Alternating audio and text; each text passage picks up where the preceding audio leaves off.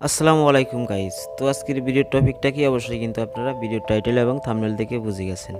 তো আজকের ভিডিওটা হলো আমরা যারা স্ক্রিন রেকর্ড ভিডিও করে থাকি আমাদের সেই স্ক্রিন রেকর্ড ভিডিওর উপরে কিভাবে একটি মোবাইল ফ্রেম অ্যাড করতে পারি। স্ক্রিন রেকর্ড ভিডিওর উপরে মোবাইল ফ্রেম অ্যাড করার জন্য আমাদের একটি মোবাইল ফ্রেম পিএনজি লাগবে।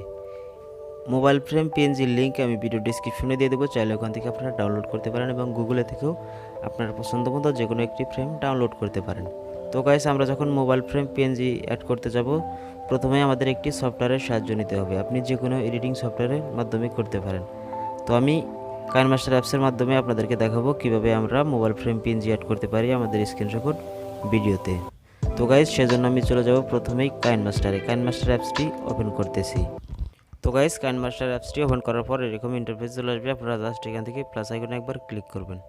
প্লাস আইকনে ক্লিক করার পর এখান থেকে আপনাদের রেশিওটা আপনারা সিলেক্ট করে নেবেন 16:9। এটা সিলেক্ট করার পর আপনারা একটা ব্যাকগ্রাউন্ড নিয়ে নেবেন। তো আমি প্রথমেই হোয়াইট কালার একটি ব্যাকগ্রাউন্ড এখানে অ্যাড করলাম। অ্যাড করার পর আমি এখন যে স্ক্রিন রেকর্ড ভিডিওর উপরে ফ্রেমটা সেট করব সেই ভিডিওটা এখান থেকে অ্যাড করব। তো সেজন্য আমি প্রথমেই ক্লিক করব লেয়ারে। তো গাইস, লেয়ারে ক্লিক করার পর আমরা এখান থেকে চলে যাব মিডিয়াতে যাওয়ার পর আমি যে স্ক্রিন রেকর্ডটা রেকর্ড করে রাখছি সেটা এখন এখান থেকে অ্যাড করব।